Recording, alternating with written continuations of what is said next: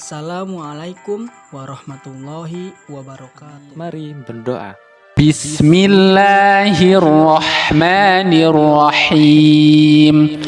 Raditu billahi rabba wa bil islami dina wa bi Muhammadin nabiyyan wa rasula. Rabbi zidni ilma warzuqni fahma. Apa kabar semuanya? Semoga tetap sehat. Pada pertemuan kemarin kita telah membahas mengenai bab hijrah ke Taif. Kali ini kita akan belajar kembali pada semester 2, materi yang kedua, yaitu bab peristiwa Isra Mi'raj Nabi Muhammad SAW. Baik, mari kita bahas bersama-sama. Setelah bersembunyi dan berlindung di Gua Hira kembalinya dari Taif, Nabi Muhammad SAW akhirnya memasuki kota Mekah. Apa yang terjadi setelah itu? Yuk kita simak pelajaran 5 Sejarah Kebudayaan Islam Isra Mi'raj Nabi Muhammad SAW. Apa sih yang melatar belakangi Nabi untuk Isra Mi'raj? Jadi menjelang Isra Mi'raj, keadaan Nabi sangat susah. Setelah ditinggal pamannya Abu Thalib, 3 hari kemudian Nabi juga ditinggal oleh istri yang sangat dicintai, yaitu Khadijah. Nabi saat itu sangat berduka. Begitu juga kaum muslimin merasa sedih sekali. Meski demikian, Nabi pantang menyerah untuk berdakwah. Dalam keadaan itu, Allah mengutus malaikat Jibril untuk menjemput beliau pada malam 27 Rajab, tahun 621 Masehi. Rasulullah saat itu sedang merenung di Hatim, sebuah tempat yang dekat dengan Ka'bah.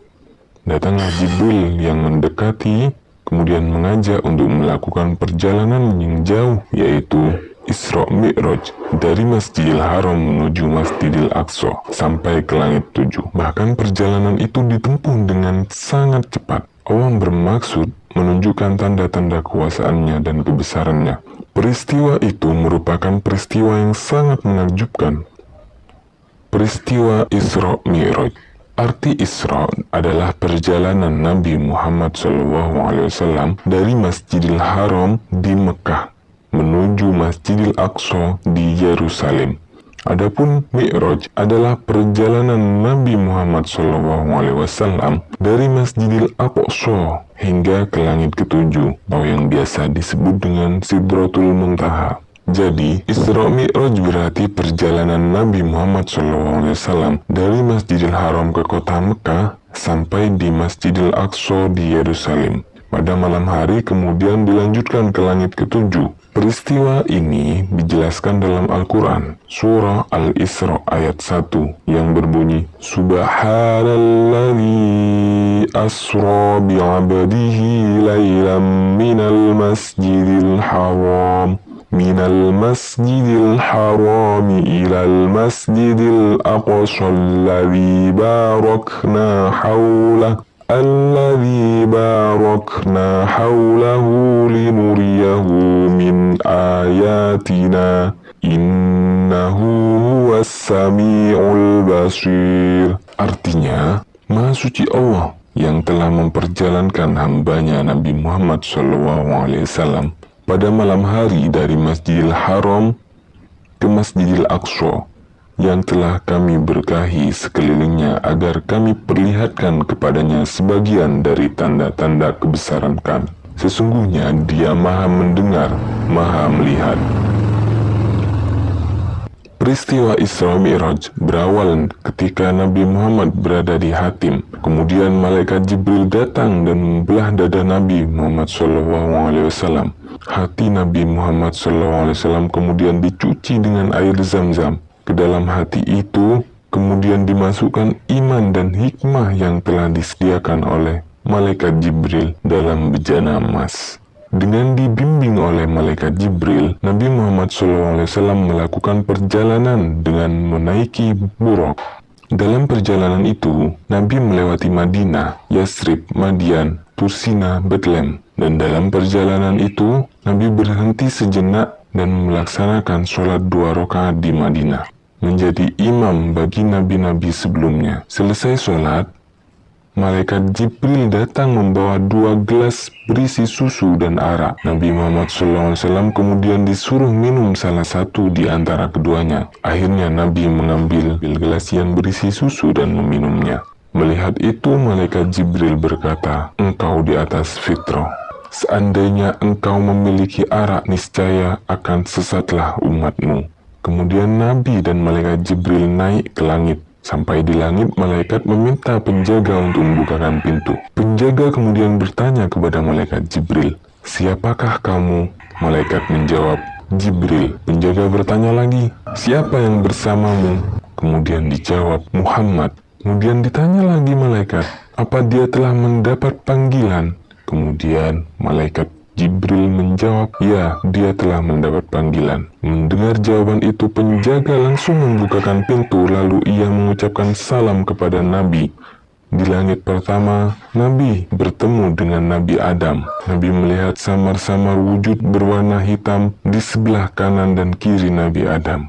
Jika melihat ke kanan, Nabi Adam tertawa. Namun jika melihat kiri, beliau menangis. Mereka yang berada di kanan adalah ahli surga, dan yang berada di kiri adalah ahli neraka. Nabi bersama malaikat Jibril kemudian melanjutkan perjalanan ke langit kedua. Di langit kedua, Nabi bertemu dengan Nabi Isa dan Nabi Yahya. Dan di langit ketiga, Nabi Muhammad SAW bertemu dengan Nabi Yusuf. Dan di langit keempat, Nabi bertemu dengan Nabi Idris.